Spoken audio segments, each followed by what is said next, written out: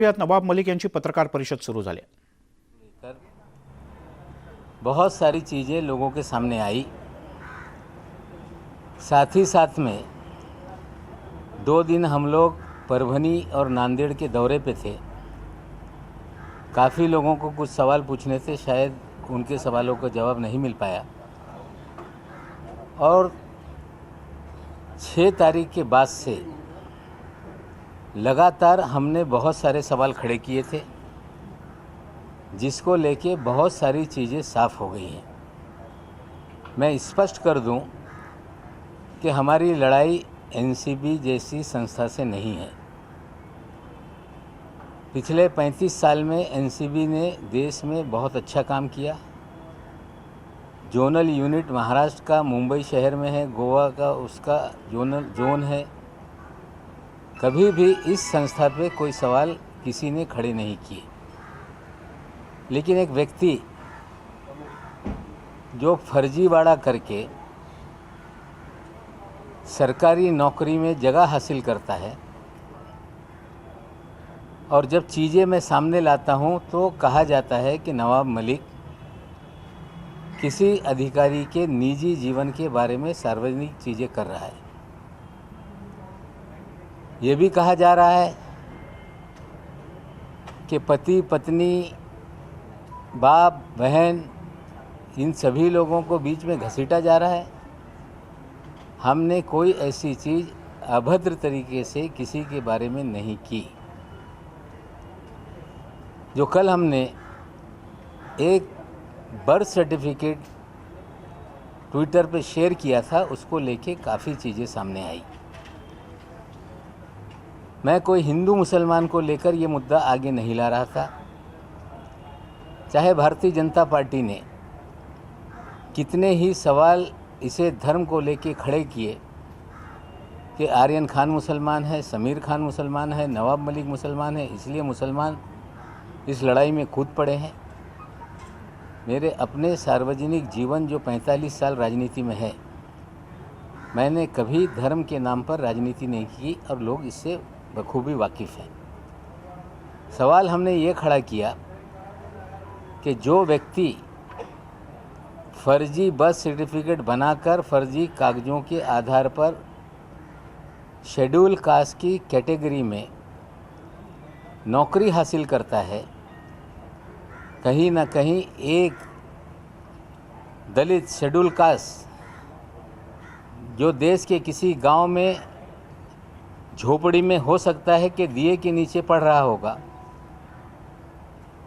कोई street light के नीचे तैयारी कर रहा होगा, इस फर्जी सर्टिफिकेट के कारण उसका अधिकार छीना गया।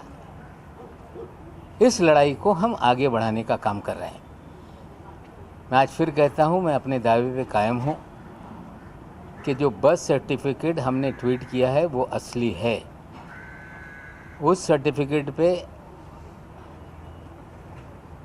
दाऊद के वानखेड़े उनके पिताजी का नाम है, और गौर से आप देखेंगे तो उस पर स्टार मार्क करके बाद में एडिशनल ऑल्टरेशन करने का काम सर्टिफिकेट में किया गया है। मैं और एक जानकारी साझा कर दूं कि मुंबई में जो बर्थ सर्टिफिकेट हैं लोगों के ऑनलाइन सर्च करके हासिल किए जा सकते हैं। वानखेड़े साहब की बहन का सर्टिफिकेट ऑनलाइन अवेलेबल है, लेकिन ये सर्टिफिकेट कितना भी सर्च करो ऑनलाइन नहीं मिलता। हमने रजिस्टर चेक करवाया, 1.5 महीने तक ये कागज़ हम ढूंढ रहे थे, तब जाके जो स्कैन डॉक्यूमेंट कंप्यूटराइज है उसमें ये सर्टिफिकेट हमारे हाथ में लगा है। मैं अपने बात पे कायम हूँ कि ज्ञानेश्वर वानखेड़े जी जन्म से ये दलित हैं। दलित कैटेगरी में उन्होंने, जो अकोला डिस्ट्रिक्ट था, बाद में वासिम उसमें से एक अलग जिला बना, वहाँ से उन्होंने ये सर्टिफिकेट हासिल की। उन्होंने उसके आधार पे नौकरी की। नौकरी करते समय मुंबई में वे पोस्ट रहे, और मझगांव में घाघरा बिल्डिंग एक है टैंक बंदर रोड पे, जहाँ पे उन्होंने स्वर्गवासी जाहिदा खान जी से निकाह पढ़वाया। दाऊद खान बन गए वो जीवन में। और 2 बच्चों का जन्म हुआ और पूरा परिवार मुसलमान की तरह अपना जीवन बिताता रहा। ये सच्चाई है। और आफ्टर थॉट करके उन्होंने बाप के सर्टिफिकेट का आधार बनाकर अपना सर्टिफिकेट लिया, जो पूरी तरह से बोगस है। एक गरीब किसी झोपड़ी में दिए के नीचे पढ़ने वाला हो या कोई स्ट्रीट लाइट के नीचे पढ़ने वाला कोई दलित भाई हो, उसका जो अधिकार था इन्होंने छीना है। हम ये तमाम मामले निश्चित रूप से बहुत सारे दलित संगठन मुझसे बात कर रहे हैं, दलित एक्टिविस्ट बात कर रहे हैं। शायद आप लोगों को जानकारी ना हो कि महाराष्ट्र में कोई शेड्यूल कास्ट, शेड्यूल ट्राइब या ओबीसी सर्टिफिकेट इशू होता है तो पहले बहुत सारी शिकायतें आती रही कि ये बोगस सर्टिफिकेट पे लोग नौकरी हासिल कर लेते हैं। इसलिए एक वैलिडिटी कमेटी बनाई गई, स्क्रूटनी कमेटी। जब कैटेगरी में कोई नौकरी या एडमिशन लेता है उसके सर्टिफिकेट को वैलिड करना कंपलसरी है। ये सर्टिफिकेट इशू किया गया मुंबई डिस्ट्रिक्ट कलेक्टर ऑफिस से, लेकिन केंद्र सरकार में किसी भी प्रकार का कोई इस तरह का प्रावधान नहीं है कि वो वैलिडिटी कराई जाए।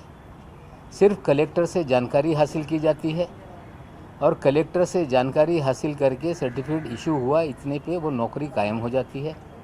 सारे दलित संगठन मुझसे बात कर रहे हैं, दलित कार्यकर्ता बात कर रहे हैं और इस सर्टिफिकेट को लेके वो सभी लोग इस स्क्रूटनी कमेटी के सामने अपनी कंप्लेंट दर्ज कराएंगे और मांग करेंगे कि एक गरीब शेड्यूल कास्ट का हिस्सा इन्होंने छीनकर फर्जीवाड़ा करके सरकारी नौकरी हासिल की, और उस कानून में जब ये सिद्ध हो जाता है कि ये सर्टिफिकेट बोगस है तो वो सर्टिफिकेट के आधार पे आदेश पारित होता है कि सर्टिफिकेट के आधार पे जो भी फ़ायदा लिया गया वो पूरी तरह से विड्रॉ किया जाए। और उस कानून में ये भी प्रोविज़न है कि 2 साल से 7 साल की सज़ा का प्रावधान है। हमें लगता है ये स्क्रूटनी कमेटी के सामने, जो वैलिडिटी कमेटी है उसके सामने मामला जल्द जाएगा और हमें आशा है कि सच्चाई देश के सामने आएगी। जिस दलित भाई का हक इन्होंने छीना था उन्हें मिलेगा और इनके ऊपर कानून के तहत कार्रवाई होगी। ये जो बर्थ सर्टिफिकेट को लेके चीज़ें थी हमने आपके सामने रखी। कहा जा रहा है कि जाली सर्टिफिकेट नवाब मलिक ने रखा है। अगर ये जाली है तो असली कौन सा है, ये उनके परिवार के लोग या स्वयं वो असली सर्टिफिकेट लाएं। उनके पिताश्री अपना जो कास्ट सर्टिफिकेट है वो लोगों के सामने रख रहे हैं। वानखेड़े साहब को मैं कहना चाहता हूं कि समीर वानखेड़े का कास्ट सर्टिफिकेट लोगों के सामने रिवील करें। आप नहीं करोगे तो सरकारी दस्तावेज कोई कितना भी नष्ट करने का काम करे, कहीं ना कहीं वो चीज़ें होती हैं। जिस तरह के बर्थ सर्टिफिकेट हमने निकाले, सारे दस्तावेज हमारे लोग निकाल रहे हैं और जल्द ही ये मामला जो वैलिडिटी कमेटी है उसके सामने जाएगा।